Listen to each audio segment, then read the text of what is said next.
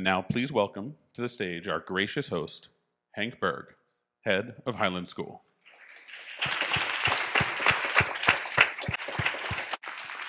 All right, good morning. Welcome to Highland. You are in the Rice Theater, and as you heard, the Michael Hughes Center for the Arts, and we're so glad to be able to offer this space to this enterprise. Highland is a pre-K 2 through 12th grade, so I have 2-year-olds all the way through seniors, about a little over 500 students, and we have been here for almost 100 years. So we are definitely Warrenton's independent school. When the organizers came to us in the summertime and said, well, we've kind of run into a glitch, we've lost our venue, and would you be interested in hosting? It was a no-brainer. It was really easy to say, absolutely. And there were 2 reasons in my mind for doing that. One, as I say, we're almost 100 years old. We're a community-based school. This is a community-based event. And secondly, as an educational institution, I mean, we are a marketplace of ideas. And of course, that's central to TEDx. So very glad to be able to do this with you. I hope you enjoy the day. Good luck to the speakers. I'm feeling a vibe and an energy over here, and I think they're going to be great. So enjoy the day, and hopefully we'll see you back here next year.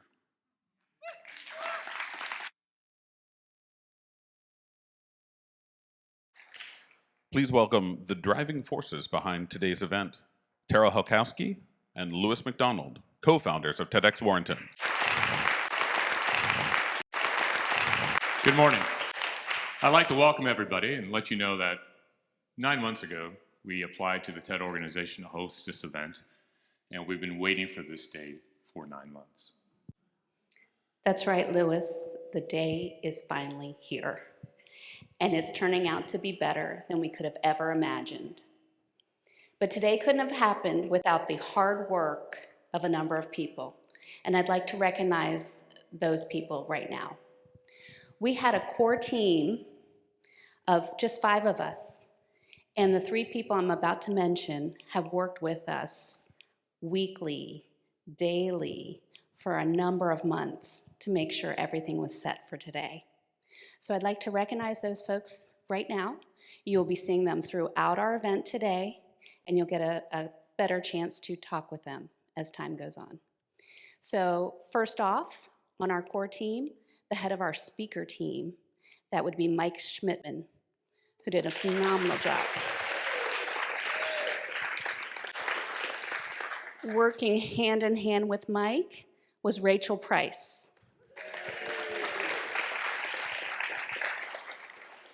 And today wouldn't have happened at all if it wasn't for the head of our logistics team, and that was Tina Ferentz.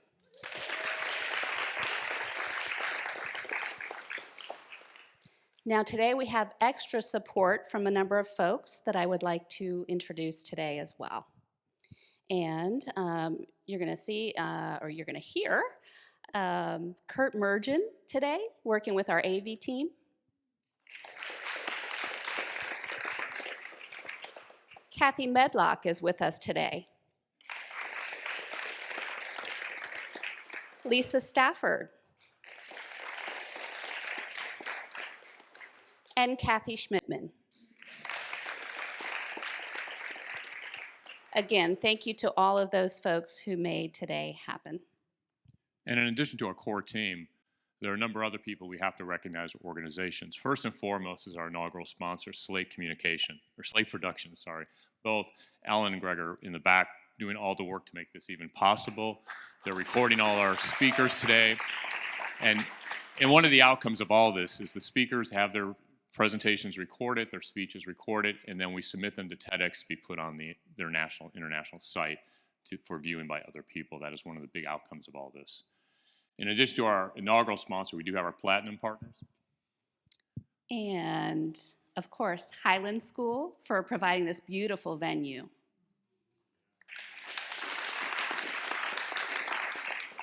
We'd love to thank Airly for hosting a wonderful speaker reception last night. Leadership Fauquier for becoming our fiscal agent to make this possible.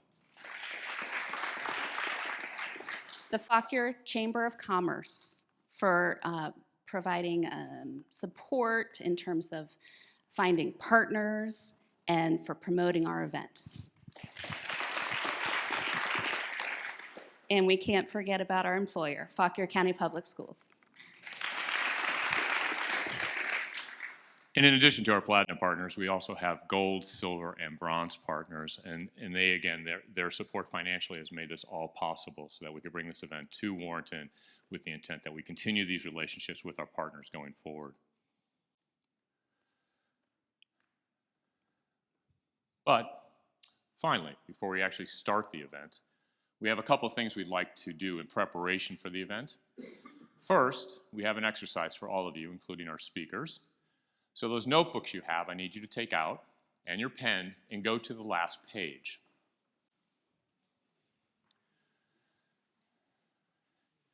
And what you want to do is position your pen on the paper, and then you're going to look at both of us and try to draw us without looking at the paper.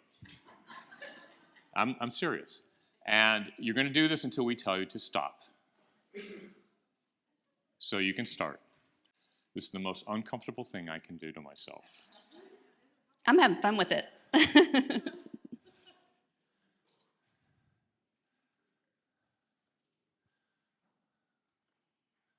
So again, the goal is just to look at us and try to see what you see and draw and feel what you feel. All right, I'll stop you quickly. Usually you do this for a minute. The intent of that is to show you what it means to focus on the people on the stage. That's what we hope you will do, is you will spend time listening and focusing on our speakers. We ask that you focus just as much on our first speaker as you do on our last speaker, and everyone in between.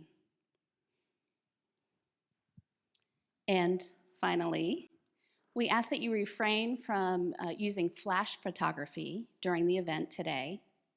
However, we do ask that you share all of your thoughts, your takeaways from the day's events, from all the talks, on social media after the event, using our TEDx Warrenton hashtag.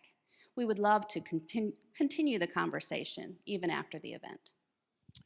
And with that, the part that probably everybody's really waiting for is to actually kick off this event. So let's go ahead and start. Welcome to something special. Welcome to TEDx. This TEDx event is part of a global conversation that takes place every day in every corner of the world. In schools, in theaters, in workplaces, even in prisons, people gather to hear the best ideas bubbling up in their communities. More than 3,000 TEDx events are held every year in 170 countries. It's a remarkable thing. TEDx events are self-organized under a license from TED, a non-profit organization devoted to discovering and sharing powerful ideas in the form of TED Talks. It's not TED itself, but your local TEDx team of volunteers that has done all the work to put on today's event, including booking all of the speakers. It's this team's ideas, dedication, and time that have made this possible. We really hope today's program sparks an exciting conversation. This is a day for curiosity and for skepticism, for inspiration and for action. The more you enter into it, the more you will take out. And now, on with the show.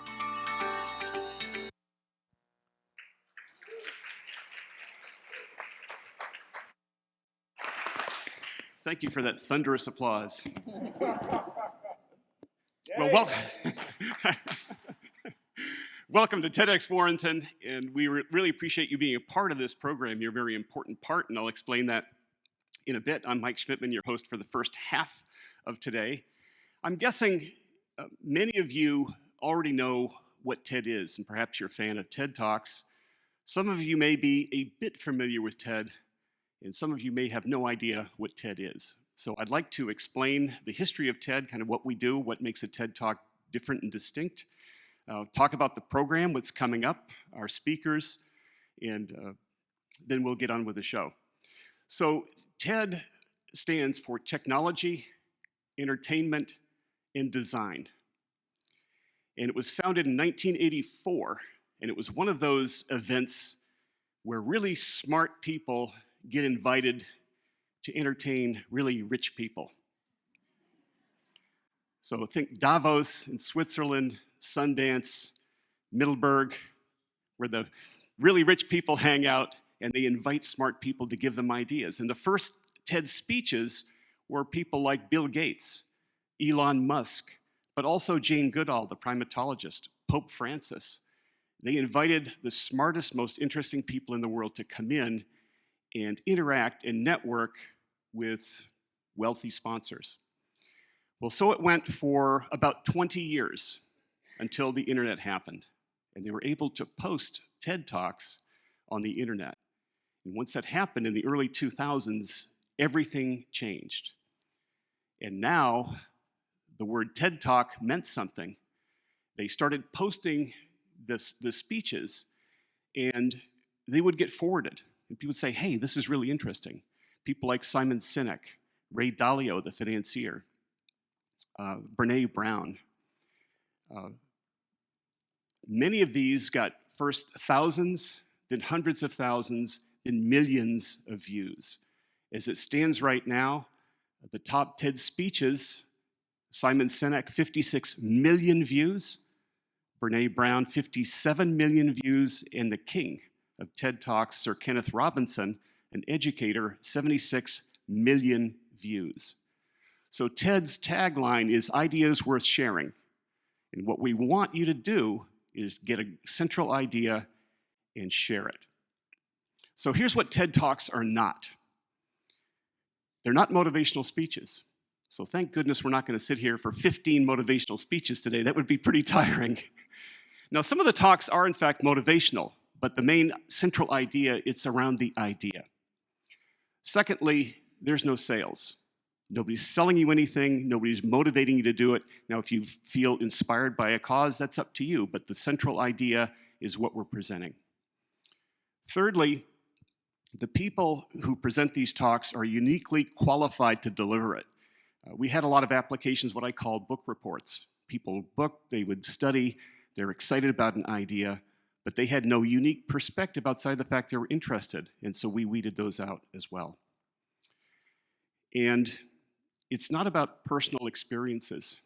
And so we had a speaker, many applications we had a very compelling personal story, but it's not about the person, it's about the idea. So TED's tagline, ideas worth spreading. So it's about the idea, and we want you to spread the idea. So here's what a TED Talk is. It's either a 6, a 12, or an 18-minute speech. So when they first came out, this is radically new. Most keynote speeches at the time were 40 minutes to an hour or longer. So an 18-minute speech was considered short.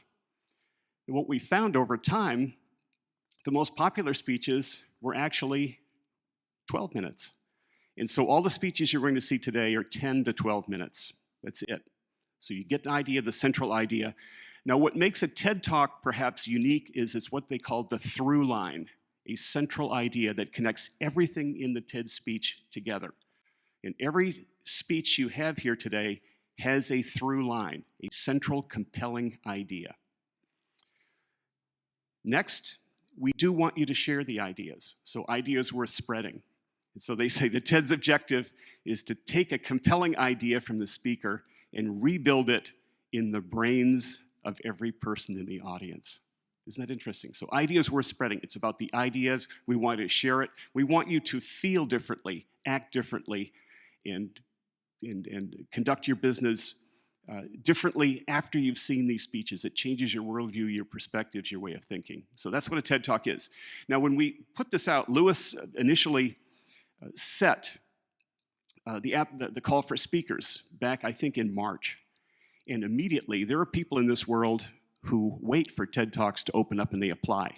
And I think some of the applications we had probably applied to 50 or 60 TEDx talks around the country. So TEDx the original TED is actually an event held now in Vancouver, and it costs $10,000 to get in. So TEDx talks are locally produced versions of TED. But interestingly, some of the most viewed TED talks are actually not TED, they're TEDx. So the speeches you see today have the potential. Now, they don't post every one. They post the highest rated, they post the most compelling, the ones that they feel fit the theme of TED. But some of the most, Brene Brown was a TEDx speech. So they got 55 million views. So some of the speeches you see today may go viral on TED. They can post them themselves, but when TED posts it, it takes off. And who knows? Hundreds of thousands, millions of views. That's why so many people want to be a part of the TED experience. So we got applications from all over the country. It was amazing. As soon as he opened the door for the call for speakers, we probably got 50 in the first 2 days from all over the United States. And I think the only announcement that I saw was in the Fauquier Times, and that's how I heard about it. So we got a lot of local speakers. And then Rachel and I knew of speakers who we knew were good, who probably would otherwise not have even known this event existed, and we invited them to apply. In fact, one person in the audience here is responsible for 3 of our speakers today, and I'll explain how that happened. But once the applications came in, Lewis McDonald was very adamant that we eliminate as much bias as we possibly can. So when we evaluated the first, we had 140 applications, 140. And we didn't know the name of the applicant, we didn't know the gender, we didn't know where they lived, nothing. We wanted to eliminate as much bias as we could. We had a panel of 5 people, Rachel, Lewis, Tara, and one other, and we have 140 applications. And we separated them out, we scored them on a group of 10 criteria, and we got down to 42. Once we got to 42, he then released the names. We invited the speakers to send us a 2-minute video about what their talk was, their central through line, compelling idea, and why they were uniquely qualified to deliver it. So we had 42 applications. What's interesting is, as soon as we sent the decline letters out to 80 some odd people, we had some really, really angry speakers. People said, "Don't you know I filled up Carnegie Hall? Don't you know who I am?" Well, we didn't know who they were. We just didn't like their idea. So we had 42, and of the 42, we narrowed it down to 12 speakers and 4 alternates, because we knew that some people would drop out or whatever. And 2, in fact, did drop out, so we promoted 2. And then the 2 alternates were so good and worked so hard, we said, let's take them in. So now instead of 12 speakers, we have 14 speakers, so in the agenda that you have. But we've said there are 15 speakers. So we've got 12 main speakers, 2 alternates that are now promoted to the main, and so you'll see the 2 alternates in the card in your program. But who's the 15th speaker? 15th speaker is you. Now let me share with you, it may look like we haven't filled this up. Actually, TEDx only allows 100 people, and we have 100 people. We are sold out. I know it doesn't look that way, but let's... A TEDx event can only have 100 people, and so we're actually maxed out. But the reason you're a part of it is because that's what makes a TED Talk, is the audience interaction. Now, I was a big fan of Prairie Home Companion and Garrison Keillor, and many of you may remember his wonderful Prairie Home Companion shows, and he would go to Wolf Trap every year, and I went twice. What's interesting about Garrison Keillor's events, he had more microphones in the audience than he did on stage. And so when you heard that on the radio, you could hear the vibe of the audience. You could hear the excitement. You could hear the interaction. You could hear the laughter. All of that. And that's what makes a TED Talk unique, is you and your interaction. Because each speaker could easily go into a green room and shoot the same video, but they wouldn't have you. So I'd like to invite you to, let's practice a little bit ourselves. So let's imagine you've heard, perhaps a friend or a colleague, a speech that you really like. Let's give some applause to that person.